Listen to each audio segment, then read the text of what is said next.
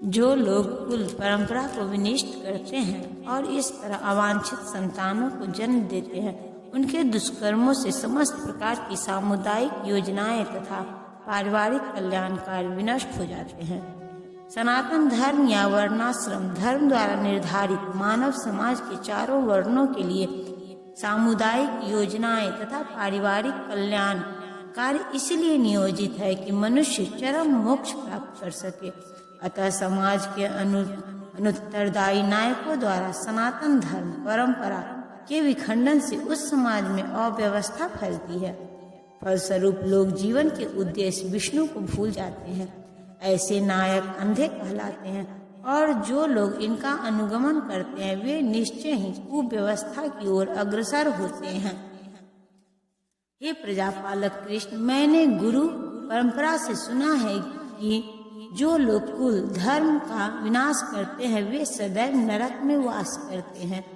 अर्जुन अपने तर्कों को अपने निजी अनुभवों पर न आधारित करके आचार्यों से जो सुन रखा है उस पर आधारित करता है। वास्तविक ज्ञान प्राप्त करने की यही विधि है।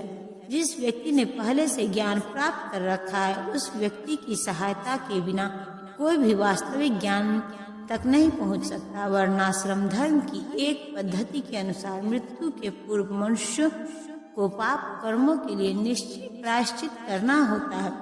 जो पाप आत्मा है उसे इस विधि का अवश्य उपयोग करना चाहिए।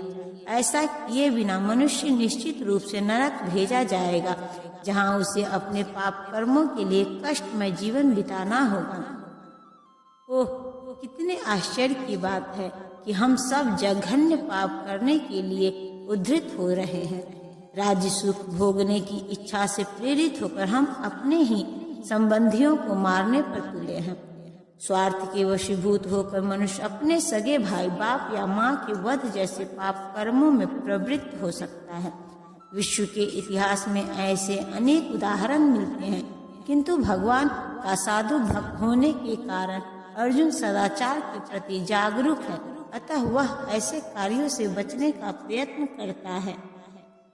यदि शस्त्रधारी धृतराष्ट्र के पुत्र मुझे निहत्थे तथा रणभूमि में प्रतिरोध न करने वाले को मारे तो यह मेरे लिए श्रेयस्कर होगा। क्षत्रियों के युद्ध नियमों के अनुसार ऐसी प्रथा है कि निहत्थे तथा विमुख शत्रु पर आक्रमण न किया जाए, किंतु अर्जुन ने निश्चय किया कि शत्रु भले ही इस विषम अवस्था में उस पर आक्रमण कर दे, किंतु वह युद्ध नहीं करेगा। उसने इस पर विचार नहीं किया कि दूसरा दल युद्ध के लिए कितना उद्धृत है। इन सब लक्षणों का कारण उसकी दयाद्रता है, जो भगवान के महान भक्त होने के कारण उत्पन्न हुई। संजय ने कहा, युद्ध भूमि में इस प्रकार कहकर अर्जुन ने अपना धनुष तथा बाण एक ओर रख दिया और शोक संतप्त चित्त से रथ के आसन पर बैठ गया। अपने शत्रु की स्थिति का अवलोकन करते समय अर्जुन रथ पर खड़ा हो गया था, किंतु वह शोक से इतना संतप्त हो उठा कि अपना धनुष बाण एक ओर रखकर रथ के आसन पर पुनः बैठ गया। ऐसा दयालु तथा कोमल हृदय व्यक्ति जो भगवान की सेवा में रत हो आत्मज्ञान प्राप्त करने योग्य है। संजय ने कहा, करुणा से व्याप्त शोक युक्त अश्रुपूरित नेत्रों वाले अर्जुन को देखकर मधुसूदन कृष्ण ने ये शब्द कहे। भौतिक पदार्थों के प्रति करुणा, शोक तथा अश्रु ये सब असली आत्मा को न जानने के लक्षण है। शाश्वत आत्मा के प्रति करुणा ही आत्म साक्षात्कार है। इस श्लोक में मधुसूदन शब्द महत्वपूर्ण है। कृष्ण ने मधु नामक असुर का वध किया था और अब अर्जुन चाह रहा है कि कृष्ण उस अज्ञान रूपी असुर का वध करे जिससे उसे कर्तव्य से विमुख कर रखा है। यह कोई नहीं जानता कि करुणा का प्रयोग कहाँ होना चाहिए। डूबते हुए मनुष्य के वस्त्रों के लिए करुणा मूर्खता होगी। अज्ञान सागर में गिरे हुए मनुष्य को केवल उसके बाहरी पहनावे अर्थात स्थूल शरीर की रक्षा करके नहीं बचाया जा सकता। जो इसे नहीं जानता और बाहरी पहनावे के लिए शोक करता है वह शूद्र कहलाता है, अर्थात वह वृथा ही शोक करता है। अर्जुन तो क्षत्रिय था, अतः उससे ऐसे आचरण की आशा न थी। किंतु भगवान कृष्ण अज्ञानी पुरुष के शोक को विनष्ट कर सकते हैं और इसी उद्देश्य से उन्होंने भगवत गीता का उपदेश दिया। यह अध्याय हमें भौतिक शरीर तथा आत्मा के वैश्लेषिक अध्ययन द्वारा आत्म साक्षात्कार का उपदेश देता है, जिसकी व्याख्या परम अधिकारी भगवान कृष्ण द्वारा की गई है। यह साक्षात्कार तभी संभव है जब मनुष्य निष्काम भाव से कर्म करे और आत्मबोध को प्राप्त करे। श्री भगवान ने कहा, हे अर्जुन, तुम्हारे मन में यह कलमश आया कैसे? यह उस मनुष्य के लिए तनिक भी अनुकूल नहीं है जो जीवन के मूल्य को जानता हो। इससे उच्च लोक की नहीं अपितु अपयश की प्राप्ति होती है। श्री कृष्ण तथा भगवान अभिन्न है, इसीलिए श्री कृष्ण को संपूर्ण गीता में भगवान ही कहा गया है। भगवान पर परम सत्य की पराकाष्ठा है। परम सत्य का बोध ज्ञान की 3 अवस्थाओं में होता है: ब्रह्मा या निर्विशेष सर्वव्यापी चेतना, परमात्मा या भगवान का अंतर्यामी रूप जो समस्त जीवों के हृदय में है, तथा भगवान या श्री भगवान कृष्ण। परम सत्य की यह धारणा इस प्रकार बताई गई है: परम सत्य का ज्ञाता परम सत्य का अनुभव ज्ञान की 3 अवस्थाओं में करता है और ये सब अवस्थाएं एक रूप हैं। ये ब्रह्मा, परमात्मा तथा भगवान के रूप में व्यक्त की जाती है।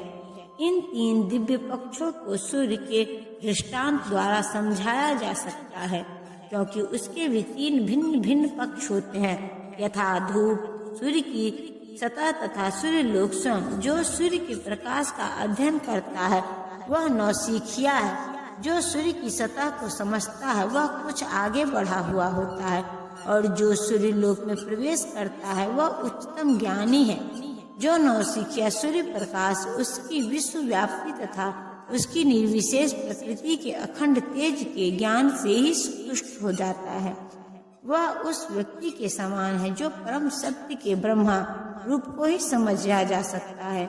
जो व्यक्ति कुछ अधिकार जानता है वह सूर्य गोले के विषय में ज्ञान दे सकता है, जिसकी तुलना परम सत्य के परमात्मा स्वरूप से की जाती है। जो व्यक्ति सूर्य लोक के अंतर में प्रवेश करता है उसकी तुलना उससे की जाती है जो परम सत्य के साक्षात रूप की अनुभूति प्राप्त करता है।